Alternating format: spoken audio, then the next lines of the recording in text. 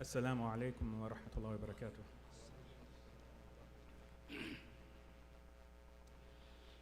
الله أكبر الله أكبر الله أكبر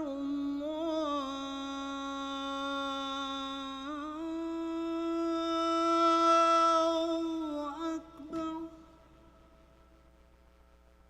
أشهد أن لا إله إلا الله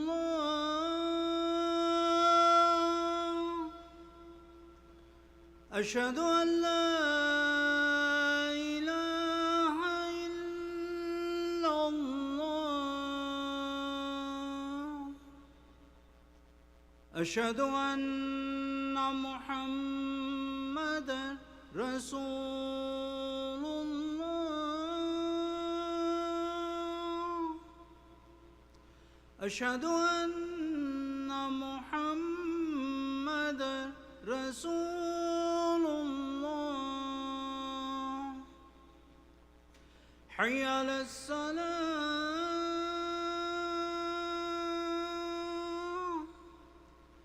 حي على الصلاة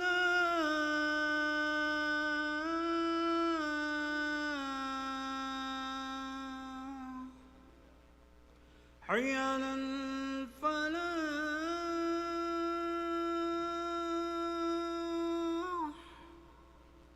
حي على الفلاح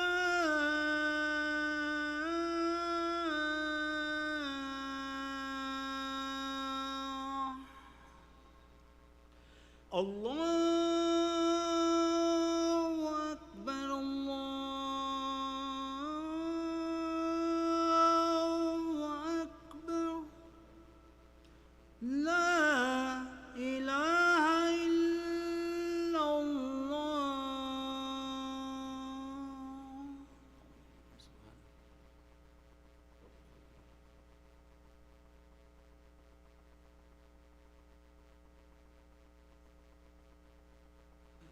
أعوذ بالله من الشيطان الرجيم. بسم الله الرحمن الرحيم. إن الحمد لله نحمده ونستعينه ونستغفره ونعوذ بالله من شرور أنفسنا ومن سيئات أعمالنا. من يهده الله فلا مضل له ومن يضلله فلا هادي له. وأشهد أن لا إله إلا الله وحده لا شريك له وأشهد أن محمدًا عبده ورسوله. Indeed, all thanks and praise are to Allah. We praise and thank Him, and we seek His help and His forgiveness. Whomsoever Allah guides, we seek refuge with Allah from the evil of our own souls and from our bad deeds. Whomsoever Allah guides will never be led astray, and whomsoever Allah leaves astray cannot be guided. I bear witness that there is no God but Allah, the One, having no partner, and I bear witness that Muhammad sallallahu alayhi wasallam is His servant and messenger. أعوذ بالله من الشيطان الرجيم. يا أيها الذين آمنوا اتقوا الله حق تقاته ولا تموتن إلا وأنتم مسلمون. يا أيها الناس اتقوا ربكم الذي خلقكم من نفس واحدة وخلق منها زوجها وبث منهما رجالا كثيرا ونساء واتقوا الله الذي تساءلون به والأرحام إن الله كان عليكم رقيبا. يا أيها الذين آمنوا اتقوا الله وقولوا قولا سديدا يصلح لكم أعمالكم ويغفر لكم ذنوبكم ومن يطع الله ورسوله فقد فاز فوزا عظيما. O you who believe, have taqwa of Allah and fear Him as He should be feared, and do not die except in a state of Islam. O mankind, fear your Lord who created you from a single person, and from him created his spouse, and from them both created many men and women. And fear Allah through whom you demand your mutual rights, and do not cut the relations of kinship. Surely Allah is ever an all-watcher over you. O you who believe, keep your duty to Allah and fear Him, and always speak the truth. He will direct you to righteous deeds and forgive for you your sins, and whosoever obeys Allah and His Messenger has indeed achieved a great achievement. Dear brothers and sisters, today's topic of the khutbah, inshallah, is solving Islamophobia. But before I delve into the topic, I would like to discuss the current events that are going on around us as it ties into today's khutbah. If you've been watching the news the last few weeks, you may have noticed that there are massive riots throughout the United Kingdom right now. Many mosques, well, not many, but several mosques have been burned. Muslim businesses and homes have been vandalized. Muslim people have been attacked physically. And what started all these attacks that have been ongoing till now? On July 29th, 3 young girls were fatally stabbed and a few more were wounded. Within hours of the attack, news already circulated on social media that the attacker was a young Muslim asylum seeker who just arrived in Britain. So because that he was a migrant Muslim, everybody started these mass riots to attack Muslims. But it was a lie. It was not true. The Associated Press released an article stating that the actual attacker was a Christian boy named Axel Rudakabana, who was born in the United Kingdom to parents who moved from Rwanda. So he was not a migrant, he was born in the UK, he was not a Muslim, he was a Christian. But even with the release of the truth, it didn't stop the protests that are still happening till now. They're attacking migrants and Muslims, even though it was based on a lie. And this is a result of a coordinated misinformation effort. Just yesterday, we saw an article that appeared in the Daily Mail, which is a UK-based magazine. And the headline was "Random Knifing." And above the headline was a photo of a young Muslim boy from South Asia.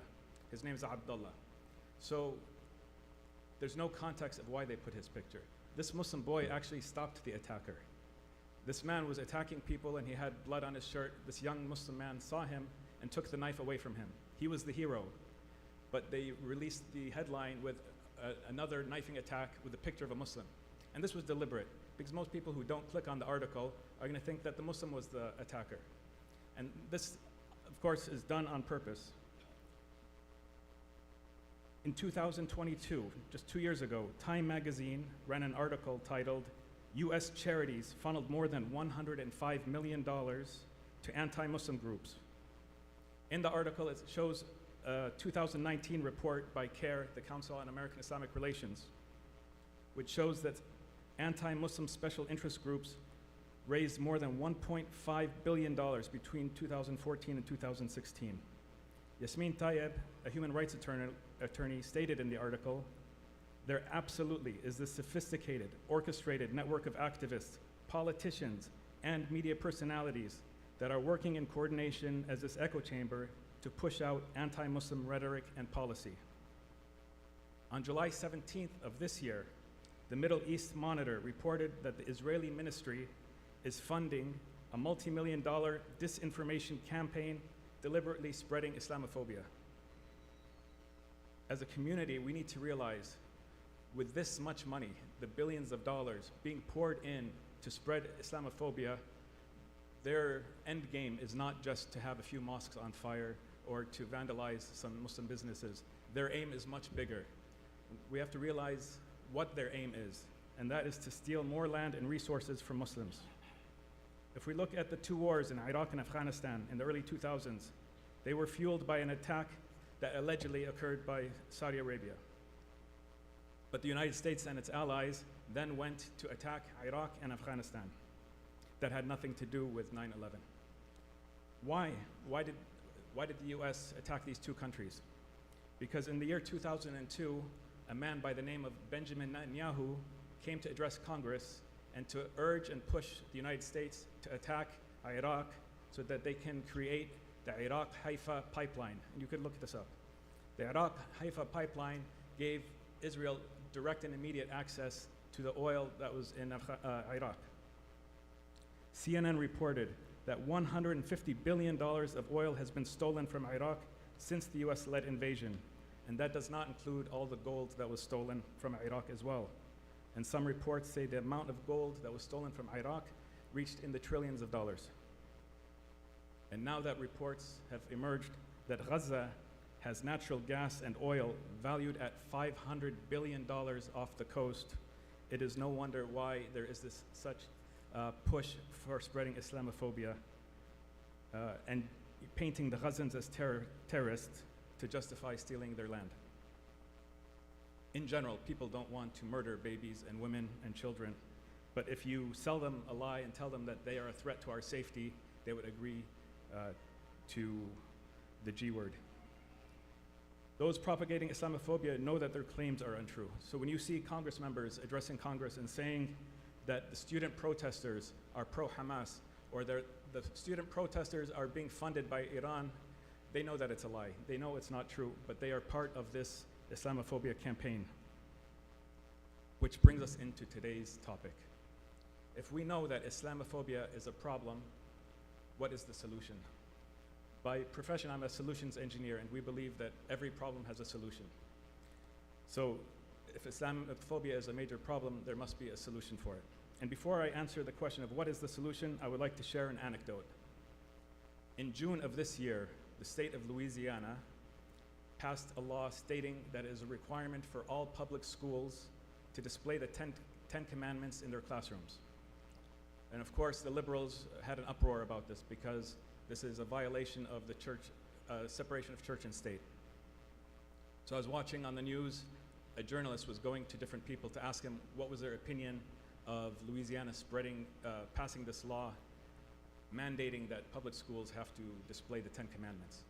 So he went to a Trump rally, and the first person he went up to, a young man in his 30s, wearing a red hat that said, "Make America Great Again," a t-shirt that said, "Trump is my president, Jesus is my Lord." And he asked him, what are your thoughts about this recent legislation stating that it's mandated? And he didn't have an issue, unsurprisingly, of course, he was okay with it. But what was surprising was his response to the next question. The next question, he said, the journalist asking this man, but what if a Muslim wanted to display information about a different God in a public school? What then? Would you object? Okay, so let's go back. Visualize this person in your head. Red MAGA hat, Jesus t-shirt at a Trump rally, wearing sunglasses, young white man. His response was, but they don't believe in a different God. Muslims believe in the same God. And then he said, the reporter said, but Muslims don't believe in Jesus. He said, Muslims do believe in Jesus. They believe he was a prophet. They don't believe he was a son of God, but they do believe in Jesus. And the reporter was flabbergasted. I was surprised as well. How did this man know so much about Islam when they don't teach this stuff in school or convey this information in the media? It was through the efforts of da'wah from individuals who were spreading da'wah, and that is how he got this information. So to answer the question, how do we solve Islamophobia? The answer is through da'wah, because truth extinguishes falsehood like water extinguishes a flame.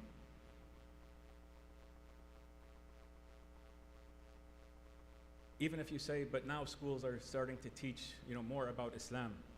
True, but that is through the efforts of organizations like CARE and the Islamic Shura Council. It's through the da'wah efforts that schools are becoming more susceptible to teaching about the true Islam. So that raises two questions. One, what is da'wah? And two, what are our responsibilities, individually and collectively, in terms of da'wah? So to answer the first question, linguistically, da'wah means invitation. It comes from the Arabic verb yad'u, which means to invite. But in an Islamic context, it is to invite to the path of Allah. As Allah mentions in Surah An-Nahl in Ayah 125, أعوذ بالله من الشيطان الرجيم, ادعوا إلى سبيل ربك بالحكمة والموعظة الحسنة. Invite to the path of your Lord with wisdom and beautiful speech. And the path of Allah, of course, is Islam. Now, who is responsible for doing da'wah? If you recall, a few weeks ago, Sheikh Yasser was up here giving a khutbah, and he was discussing the difference between fard kifaya and fard ayn. And he gave the example of salatul janaza, and he said that it was a fard kifaya because as long as enough members of the community attend the janaza, that suffices. The rest of the community is off the hook. And as well, he mentioned the ayah, وَلْتَكُنْ مِنْكُمْ أُمَّةٌ يَدْعُونَ إِلَى الْخَيْرِ وَيَأْمُرُونَ بِالْمَعْرُوفِ وَيَنْهَوْنَ عَنِ الْمُنْكَرِ. And let there be a community from among you who call to goodness and command to what is fair and forbid what is deplorable.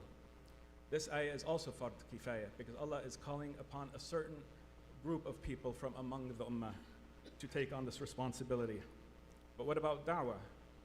This is an obligation on every sane adults, male and female, because Allah is putting it in the command form. Id'u ila sabili rabbik. This is Allah commanding all of us to invite people to Islam. Now you might be saying, how could I do da'wah when I'm not a hafiz, I'm not an alim? But Allah knows that each of us have our own level of iman and our own level of knowledge. Abdullah ibn Amr radiallahu anhuma reported that the Prophet sallallahu alaihi wasallam said, "Ballighu anni walau ayah." Convey from me even a single verse. So you don't have to be a hafiz, you don't have to be an alim to do da'wah. And if somebody asks you a question that you cannot answer, simply say, "I do not know," and direct them to somebody who could answer the question. Because "I don't know" is always a better answer than giving somebody wrong information. In the second khutbah, inshallah, I will delve more into specifics of what we can do regarding da'wah and how I believe we can extinguish Islamophobia. أقول قولي هذا واستغفر الله لي ولكم ولسائر المسلمين فاستغفروا إنه هو الغفور الرحيم.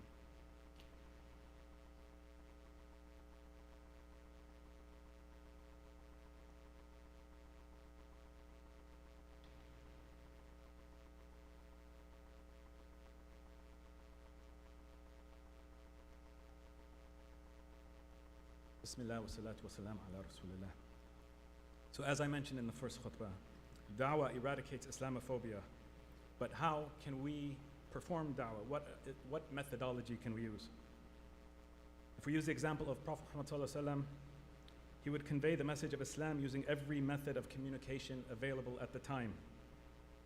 He would convey the message orally, through talking with people, through khutab, through interactions, so using voice, through written letters that he would send to different dignitaries, ambassadors, different tribes.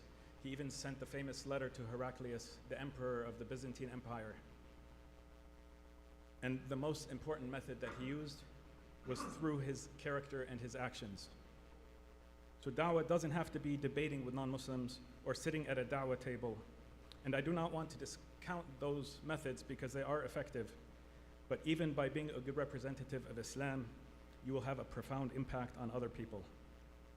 And so I'd like to end the khutbah with this story. Oprah Winfrey interviewed the famous author Elizabeth Gilbert.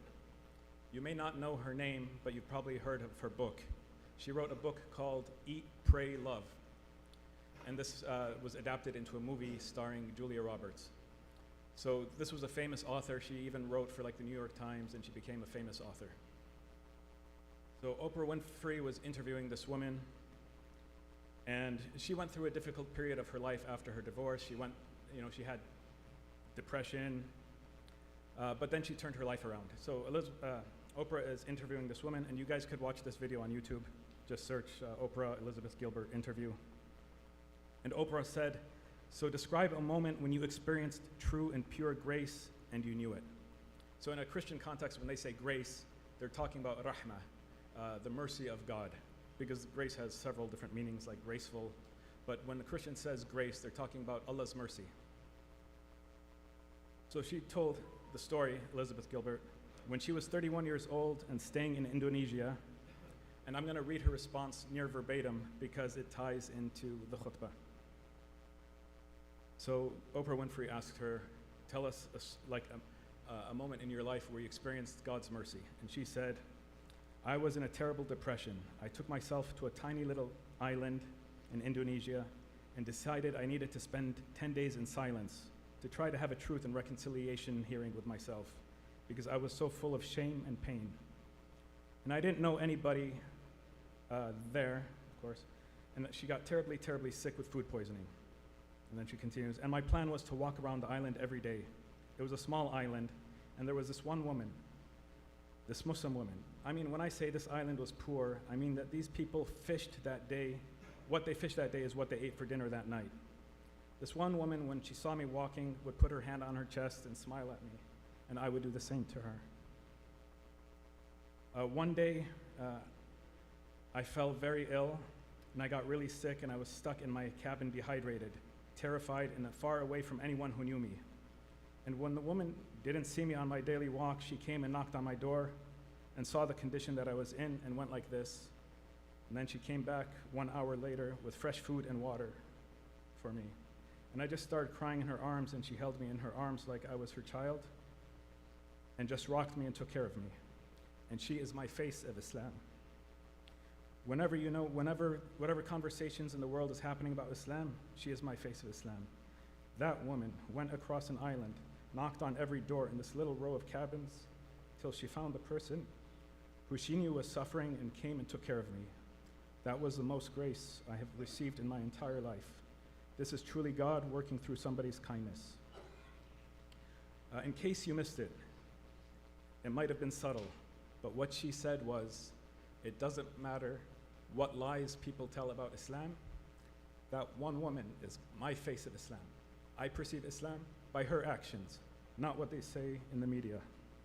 So Elizabeth Gilbert will forever hold a positive view of Islam, despite all the smears from the media and despite all this Islamophobia campaign, because of the experience of one Muslim woman who exhibited Islamic character.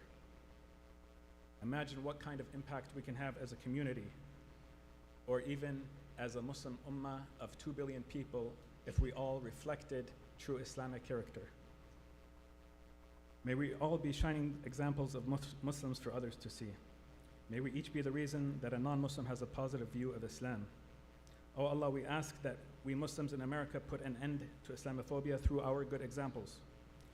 Ya Allah, just as Muslims in Bangladesh were successful, please grant success and victory to the Muslims in Palestine and the rest of the world.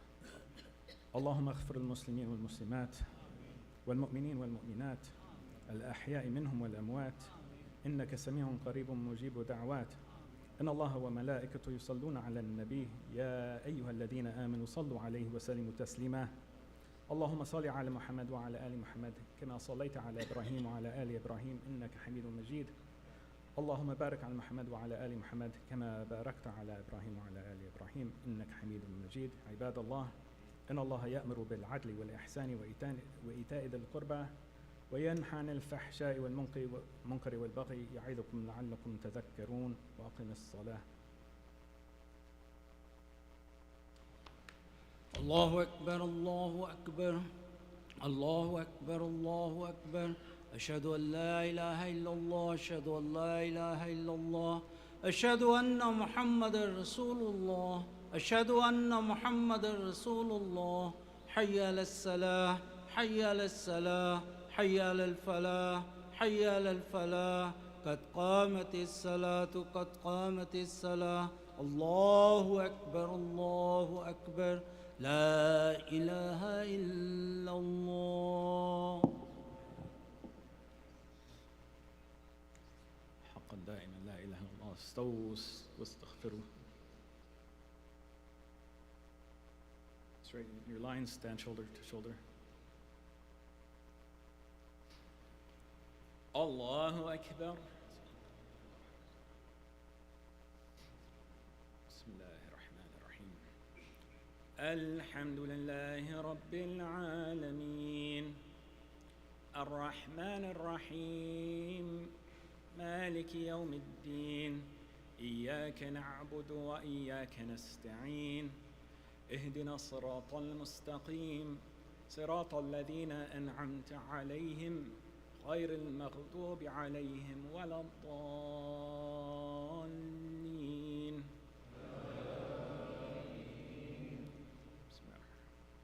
سبح اسم ربك الأعلى الذي خلق فسوى والذي قدر فهدى والذي أخرج المرعى فجعله غثاء أحوى.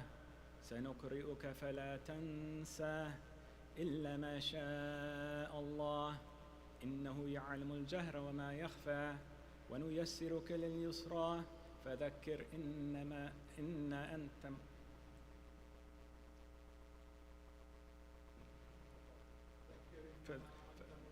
فذكر إنما أنت مذكر لست عليهم بمسيطر.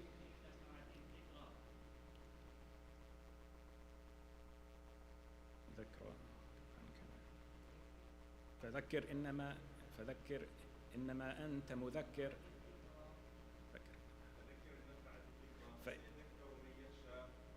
يخشى ويتجنبها الأشقى الذي يصلى النار الكبرى ثم لا يموت فيها ولا يحيا. قد أفلح من تزكى وذكر اسم ربه فصلى بل تؤثرون الحياة الدنيا والآخرة خير وأبقى. إن هذا لفي الصحف الأولى صحف إبراهيم وموسى. الله أكبر.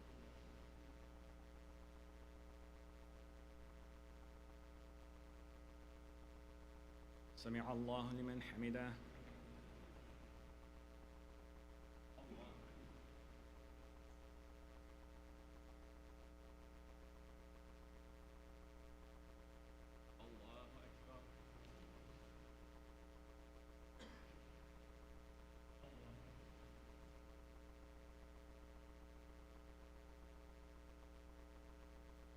الله أكبر.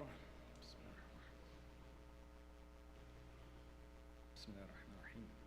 الحمد لله رب العالمين الرحمن الرحيم مالك يوم الدين إياك نعبد وإياك نستعين اهدنا الصراط المستقيم صراط الذين أنعمت عليهم غير المغضوب عليهم ولا الضالين.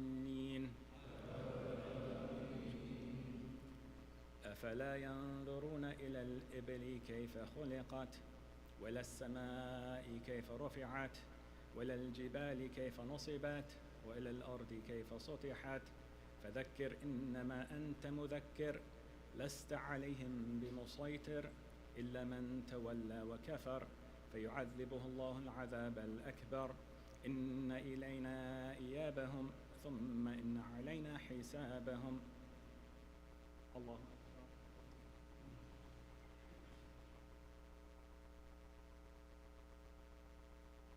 سمع الله لمن حمده. الله أكبر.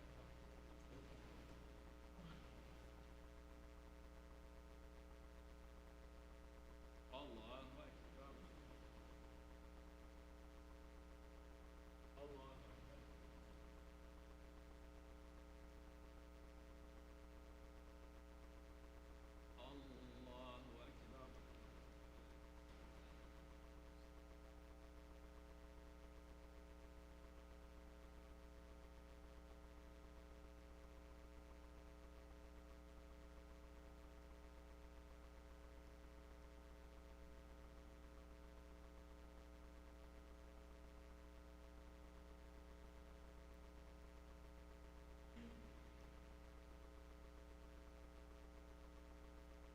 السلام عليكم ورحمة الله.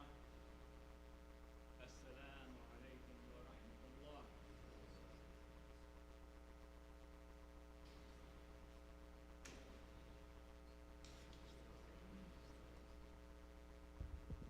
Assalamu alaikum. Our thanks to Brother Hussein Sakar for our khutbah today. A few quick announcements. First of all, a reminder for parking. I think we did a much better job this time, but please be mindful of the markings to make sure that we park in the correct places. We cannot have under any conditions double parking where we're blocking any cars from exiting. You know, astaghfirullah, if there's an emergency and we need to evacuate, then that's going to pose many challenges. We have to allow spaces for emergency vehicles if that's the case. So please be mindful and respectful. If the lot is full and the adjacent lot, please find space on Blair or elsewhere on Ellis to park, inshallah. We have a few great activities coming up here at the masjid, so bear with me for 1 second. So on Sunday, this Sunday, August 18th, here at the masjid, we're doing a picnic at the center. And this is from 3 o'clock until Maghrib. So please bring your family. We're going to have food, burgers will be grilling. There's going to be fun activities for the family at all ages. So this Sunday here, and you see the turf that we have nicely laid out in the front, from 3 o'clock until till Maghrib time this Sunday at the masjid. Next weekend, next Friday, we're going to have a dawah theme. One of the themes today from our khutbah was about the importance of dawah. And we're going to have a guest speaker from the Why Islam area of activity with ICNA. National Coordinator of Why Islam, Imam Jawad Ahmed, speak to us Friday evening from 6 to 8:30 here at the masjid about dawah. And there's going to be a presentation, so all of you who are interested in dawah and how, to the extent of your ability, can help to be that face of Islam that Brother Sucker was talking about, please come. And we'll have dinner will be provided, so that's this Friday, a week from today, August 23rd, from 6 to 8:30. And please do attend. And then finally, those are the key messages. And please continue to support this masjid generously. Jazakallah khair. Assalamu alaikum.